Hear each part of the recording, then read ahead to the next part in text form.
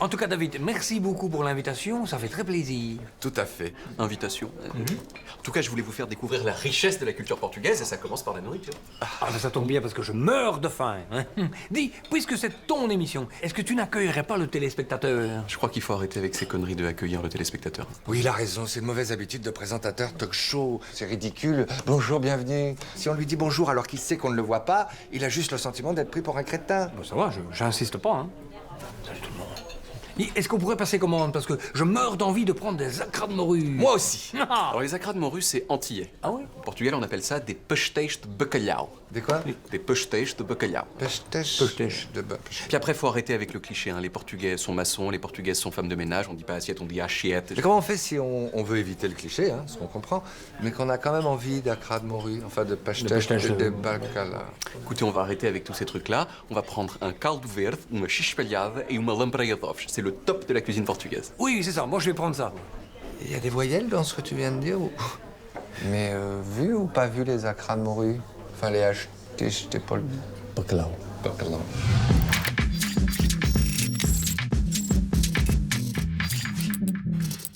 Cette maîtresse d'une maternelle américaine enfile des gants de boxe à des garçons de 4 ans pendant que sa collègue saute à côté pour encourager les enfants à... Eh oui, à se battre. La scène est stupéfiante à tel point qu'un autre enfant tente de les séparer. Mais les adultes les encouragent encore. C'est le grand frère d'un des enfants qui a filmé le combat. Les deux maîtresses ont prétendu que c'était pour que les enfants évacuent leur stress. Mais malgré cette excellente excuse, elles ont quand même été licenciées. La mère d'un des enfants, elle, réclame 25 000 $ à cette école pour avoir laissé organiser cet hallucinant Fight Club, version maternelle. Après avoir laissé sa femme, puis son fils sous la pluie, comme on vous le montrait la semaine dernière, Donald Trump monte à nouveau dans son avion, sous la pluie, seul cette fois. Mais arrivé à la porte, il va faire quelque chose d'étrange. Oui, il laisse carrément tomber le parapluie, ouvert, tel quel, à la porte de l'avion. Un parapluie qui restera là, ballotté par le vent. Peut-être qu'il ne sait pas comment se referme un parapluie, ou qu'il s'en moque complètement. En tout cas, comme dit un internaute américain, on n'a jamais vu aucun être humain agir de cette façon. Sur la page Twitter de la Guardia Civile, la police espagnole, il y a des vidéos de conseils pour prévenir les accidents stupides comme celui-ci, ou encore les portes ouvertes sur les cyclistes par exemple. D'autres où la police saisit des tonnes de cocaïne, d'autres encore où on les voit intervenir. Et puis il y a une vidéo toute nouvelle qui est celle-ci. Ça va vite, mais en la repassant plusieurs fois, on distingue, eh oui, un couple en pleine action, la femme montée sur l'homme qui est au volant. Les policiers ont relevé le numéro de la voiture et arrêté le conducteur qui risque 2 ans de prison. 2 ans pour 2 minutes de frisson et d'inconscience. Bref, peut-être que sur les autoroutes espagnoles, il n'y a pas assez d'air de repos.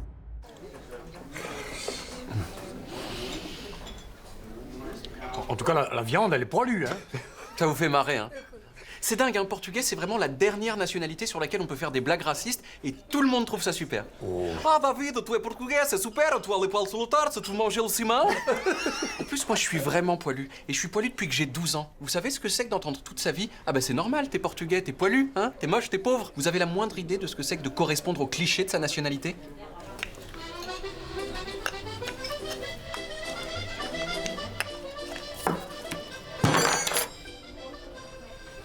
Ça rentrera jamais. Freddy est belge quand même. Nous sommes dans une brocante américaine où nous allons parler cinégétique.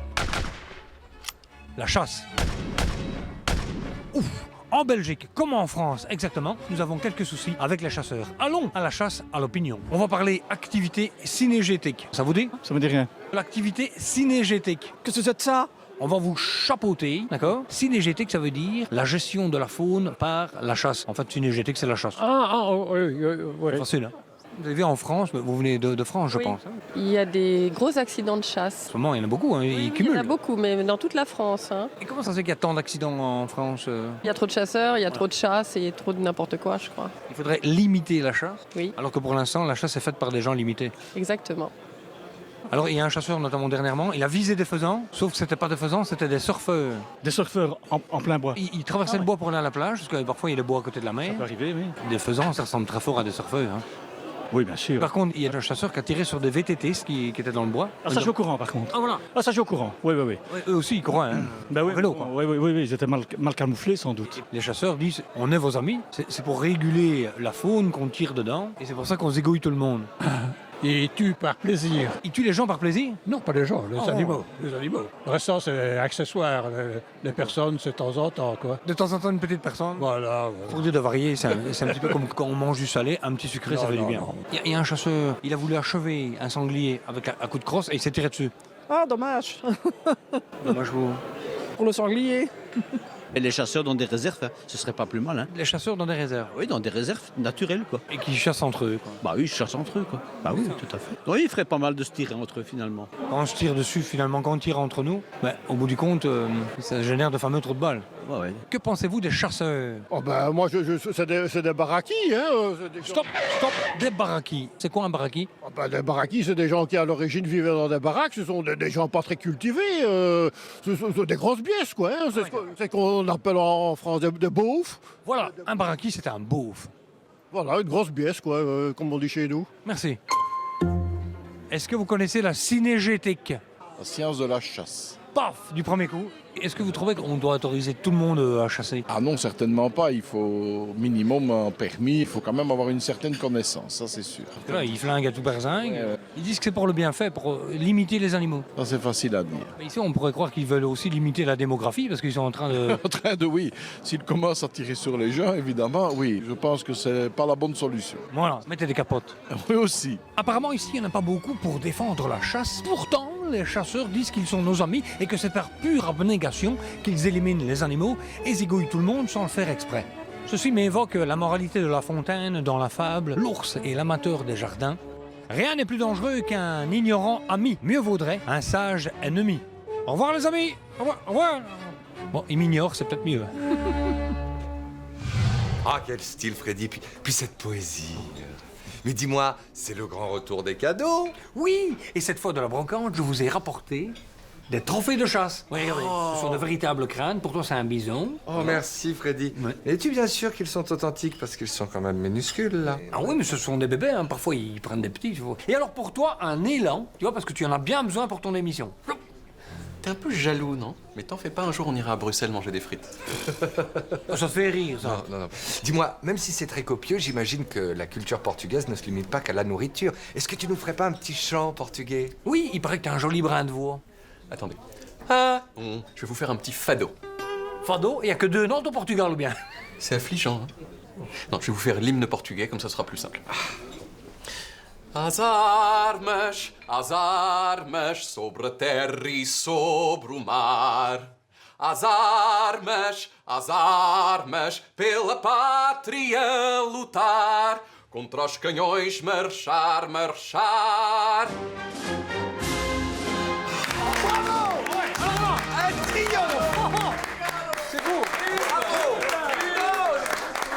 Ah, bravo, David, merci. Ah, la culture. Vous avez vu qu'en France, on a un nouveau ministre de la Culture? Bah oui, vous avez viré la Belge. Oui. Et comme c'est un vieil ami de droite... Non. Si. Et j'ai pas honte. Je suis allé le courtiser. Et devinez quoi? Quoi? En étant optimiste, il n'est pas impossible qu'on mange un jour portugais à l'Élysée. Et tu as vu Macron? Oui. Mais pas celle que tu crois. Ou celui. Il est très important d'être en bon terme avec le ministre de la Culture quand on sait que c'est lui qui va bientôt réformer l'audiovisuel. Mais la flatterie habile et la subordination sont des clés que l'on apprend à maîtriser quand on côtoie les politiques depuis 10 ans.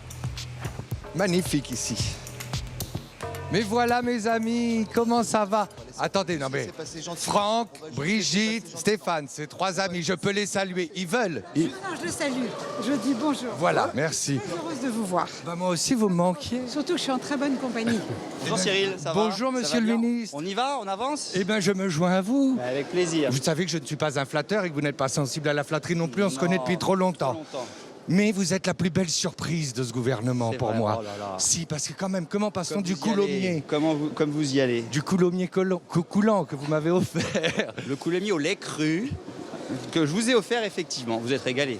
C'est vrai. Mais comment passe-t-on du coulommier à ministre de la Culture quand même? Parce que j'étais pas que le maire du Coulommiers et j'étais pas que le député de Coulommiers. Je sais que vous étiez rapporteur sur Adopi, que vous allez prendre en charge l'audiovisuel. Je me suis occupé du Centre national de la musique, j'ai été sur l'audiovisuel. Donc oui, je connaissais un peu les sujets quand même. Je vous attends par l'après. Oui, avec plaisir.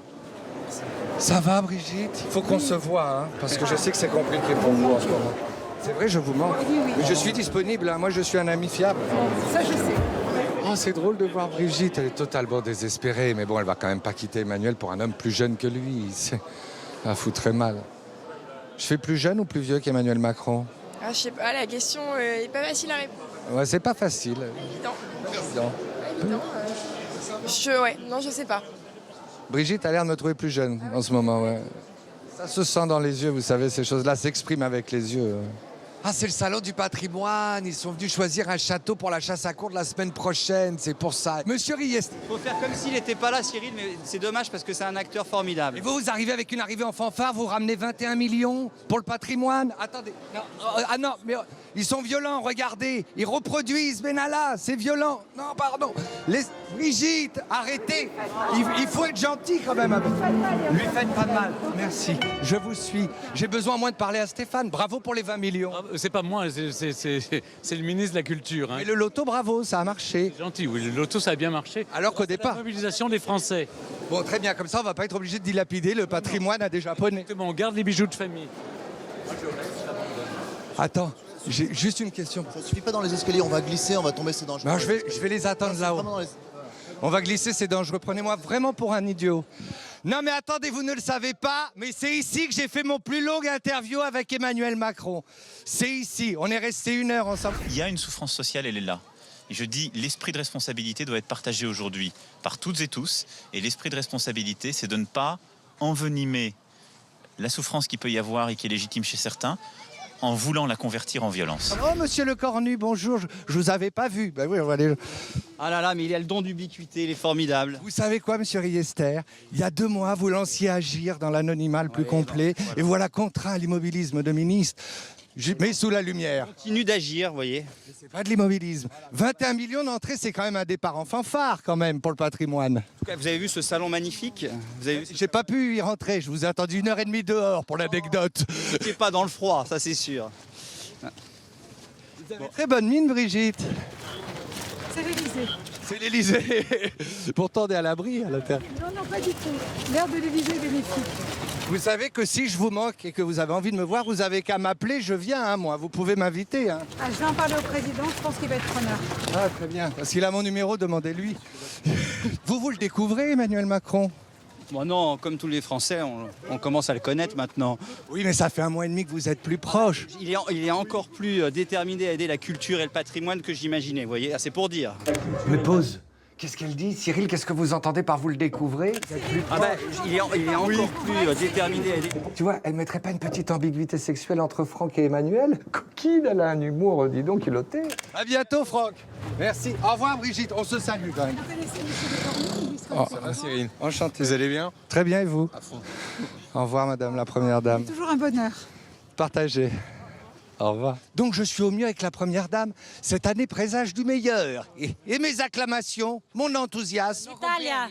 Ah oui, ça ne marche qu'en France, ça. J'avais prévu de faire des frais au ministre de la Culture, mais la première dame, c'est mieux. Quand même. Il est où? Il est où? Il est où? Ah! Franck! La dernière fois j'ai couru ici avec Macron, il est devenu président! Un petit footing! On a un Macron sportif! Il a couru parce qu'il s'est dit zut, un peu d'amour, des enfants, encore innocents. Comment ça va? Bonjour. Comment ça va? En forme? Vous êtes de où? Non, c'est pas François Macron, c'est Emmanuel Macron. Ah ben dites donc, t'as la cote avec la dame de France, hein? Oui, Freddy, je te demanderai de rester discret. Oui, bien sûr. David, continuons sur la culture portugaise. Vous n'aviez pas eu un dictateur, Salazar, qui a dit cette phrase que j'adore: on ne peut pas à la fois charmer et gouverner? C'est pas le type dont on soit le plus fier au Portugal. Remarque qu'on lui a bien fermé sa grande gueule avec la révolution des œillets. Révolution des œillets. Révolution non violente. 4 morts en tout et pour tout. C'est pas beaucoup. Sauf pour les 4. Mais David, il faut aborder tous les sujets, tu vois, pas seulement montrer les aspects positifs du Portugal. Rappelle-toi, une époque, vous étiez des migrants pour nous, hein? Enfin, surtout pour nous, hein. Vous n'avez pas de Portugais en Belgique. Quoi? Ben si, hein. On en a rien que pour Bruxelles, 30 000. Et encore, ils sont tous à Saint-Gilles. Vous en faites quoi? Bon, rien. Ils sont en liberté. Ils vaquent. Ça va, je vous dérange pas? De grandes personnalités de gauche se réunissent à Paris en solidarité aux migrants. C'est vrai qu'il faudrait tous les accueillir. Je soutiens mes amis de gauche, mais le temps d'un cocktail alors, hein. Comme ça on prend pas trop de risques. Bonjour Monsieur Contasso. Voilà, ça fait longtemps. Ah, il dit assez bien, il va emmerder Contasso, il va pas me poser de questions à moi. Il est un migrant, il te le dit pas, mais ici il est migré.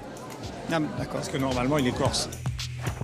Il y a des petits films hein, qui sensibilisent bien, hein, qui donnent bien envie de tous les accueillir. Comme aujourd'hui, aura ces expatriés. Les réfugiés... Moi je veux bien, c'est mes enfants, ils aiment pas prêter leur chambre, ils veulent pas qu'on dorme dans leur lit, ils sont... Continuer de fermer les frontières. Sales gosses.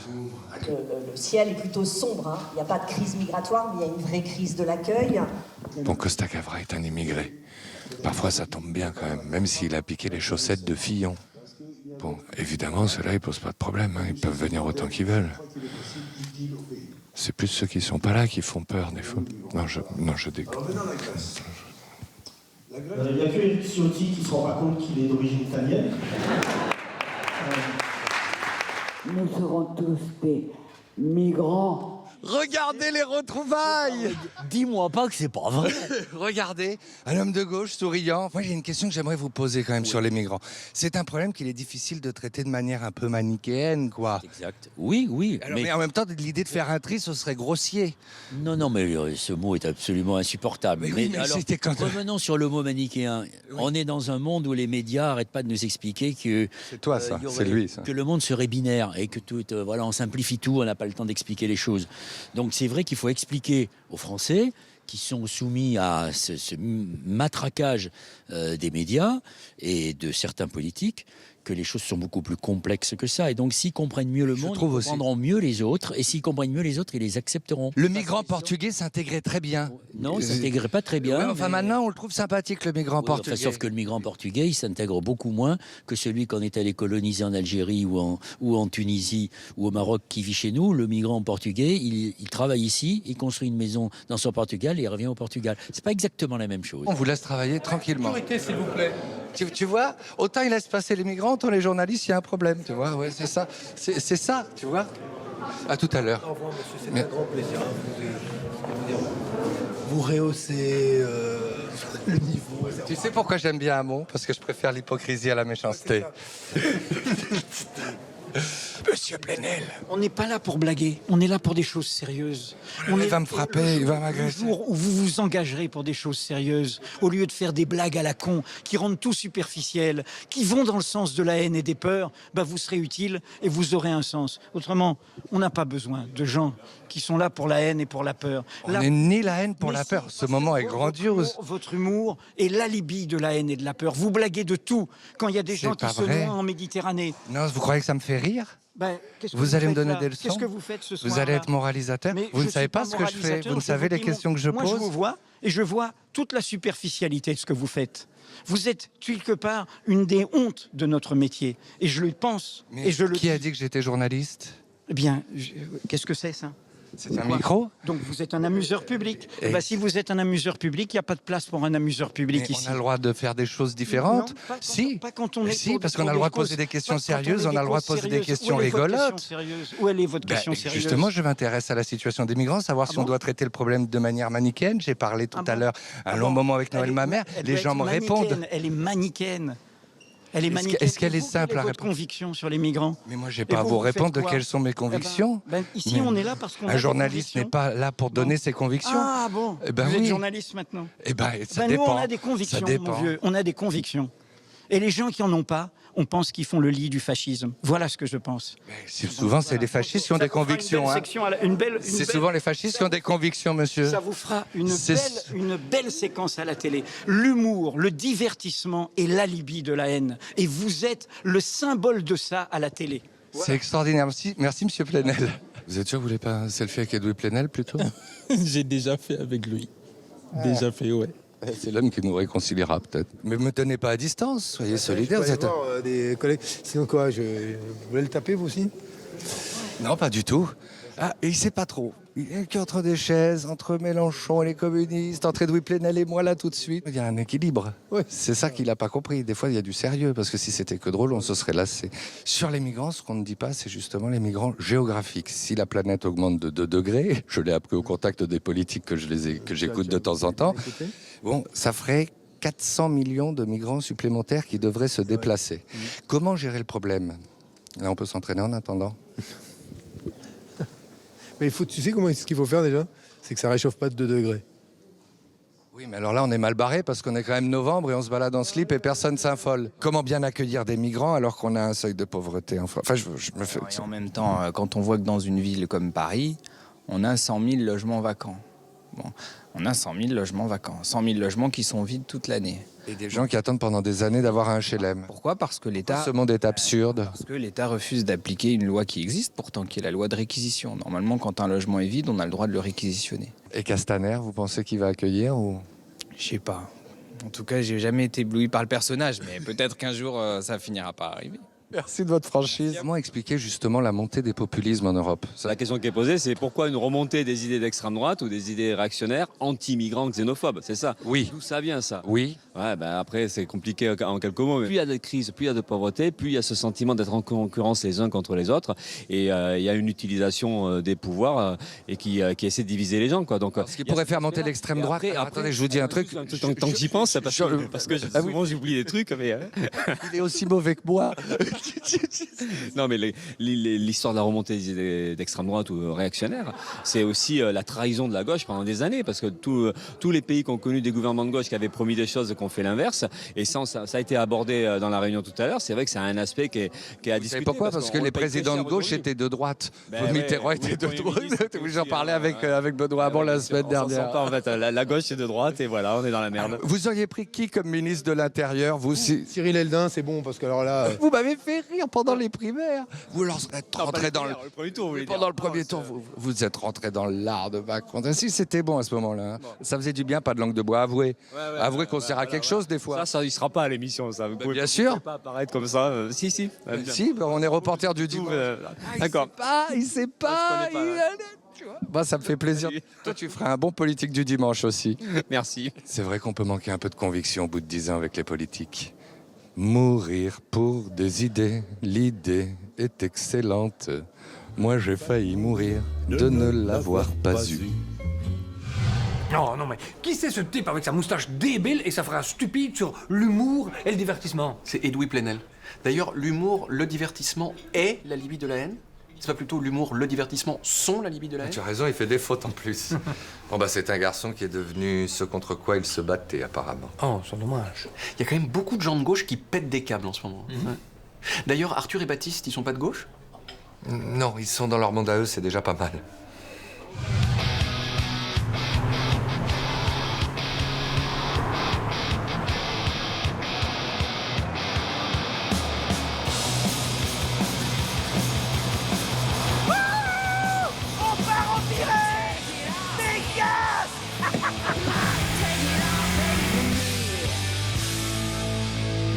À une nuit qu'on n'est pas prêt d'oublier.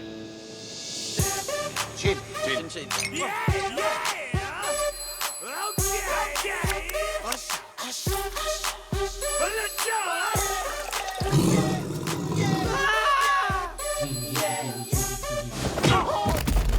Il me manquerait pas une dent. Oh.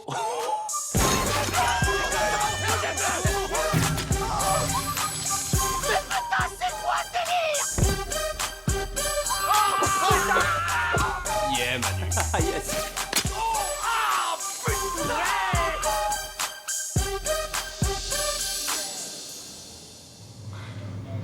Pourquoi on peut pas se rappeler d'un seul putain de truc de cette nuit? Parce que manifestement, c'est super éclaté.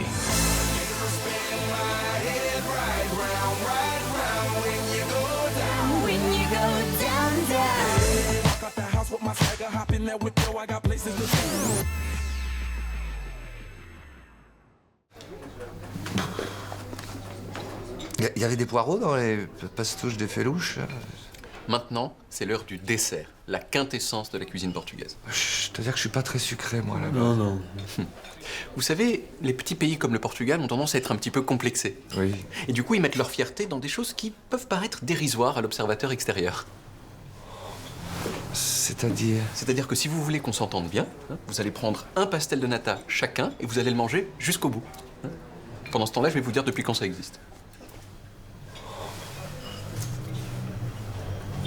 Depuis Depuis quand ça existe, les choses de la vie? Nous ne savons pas. Eh ben moi si. Depuis quand ça existe le pastel de nata? Moi, je suis portugais. Et comme tous les Portugais qui habitent en France, à chaque fois que je dis que je suis portugais, eh bien j'entends « Tu veux de la morue au ciment avec des poils ?» T'es pauvre. Pourtant, les Portugais sont vraiment des gens super. Non seulement ils ont fait les grandes découvertes, ce qui est quand même cool, ils ont été 15 fois champions du monde de hockey sur patin à roulettes, notamment à l'époque du grand António Livramento. António Livramento, uma das maiores figuras do hockey patinado, não só em Portugal, como na Europa e no mundo. Et surtout, ce sont les Portugais qui ont inventé le pastel de nata. Bon, qu'est-ce que c'est le pastel de nata? C'est un petit flan avec de la pâte fouettée très très bonne. Ça fond dans la bouche, c'est un truc de ouf. Alors, depuis quand ça existe le pastel de nata? Eh bien, pour le savoir, il faut aller à Lisbonne. Lisbonne, son pont suspendu copié sur celui de San Francisco, sa statue du Christ pompée sur celle de Rio de Janeiro, et puis les berges du Tage. Il y a 500 ans, c'est d'ici, de ces berges, que sont partis les grands navigateurs portugais qui ont découvert le monde. Mais juste en face, à 200 mètres, il y a un petit magasin dans lequel une autre grande découverte a été faite. C'est dans ce magasin que les premiers pastéis ont été vendus en 1837. Juste à côté de la boutique, il y a un monastère du XVIe siècle. Ce sont probablement les moines de ce monastère qui ont inventé les pastéis de nata à la fin du XVIIIe siècle, et pendant longtemps, ils les ont fabriqués en scred pour leur consommation personnelle. Mais en 1820, au Portugal, a lieu la Révolution libérale. En portugais, Revolução Liberal. Une des conséquences de la Révolution libérale, c'est que les monastères sont fermés. Du coup, les moines se retrouvent dans la merde, et ils se disent « Viens, on vend les pastéis de nata et on se fait des thunes ». Ils les vendent d'abord tout seuls, puis ils transmettent leur recette à un monsieur qui ouvre la pasteleria de Belém en 1837. Aujourd'hui, on y vend 8 millions de pastéis chaque année. En 2012, le ministre portugais de l'économie a exhorté son peuple à exporter le pastel de nata à l'étranger. Aucun entrepreneur n'a fait avec le pastel de nata ce que les Américains ont fait avec le McDonald's, par exemple. Conséquence ou non, le pastel de nata a explosé depuis. À Paris, on le trouve non seulement dans des boulangeries, mais aussi dans des supermarchés. Et du coup, c'est devenu un des trucs portugais les plus connus du monde. On va aller voir si les gens connaissent les pastels de nata. Est-ce que vous savez ce que c'est? Oui, c'est un pastel de nata. Est-ce que vous savez ce que c'est? C'est des pastels de nata. Des pastéis de nata. C'est des panaches de machin là. C'est portugais. Est-ce que vous savez ce que c'est? C'est des pastéis de nata, ça. Donc en définitive, si vous êtes portugais comme moi et que vous en avez marre qu'on vous traite de sale maçon qui pue, eh bien maintenant vous pouvez dire pastel de nata no meu coração.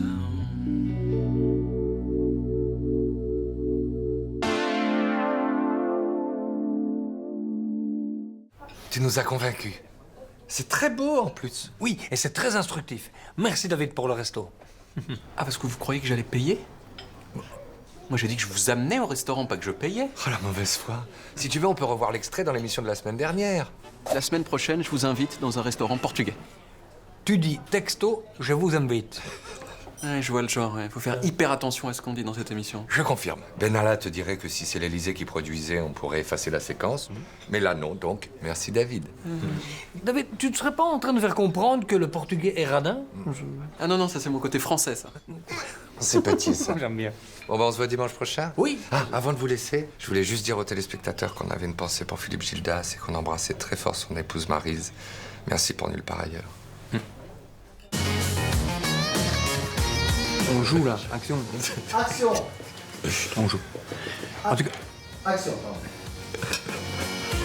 Je voulais surtout vous faire découvrir la culture portugaise, et en particulier, ça commence par la nourriture. C'est pas ça la réplique, putain de ta race. Vas-y, on refait. Ça tourne, c'est clapé, silence. C'est mal écrit, je peux pas jouer un truc mauvais, pas transformer de la merde en or. Oh, je pense.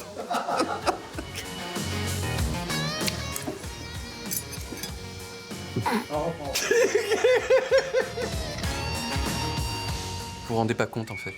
Oh, le mec il va se faire engueuler. C'est lui, Heureusement que c'est Cyril Eldin.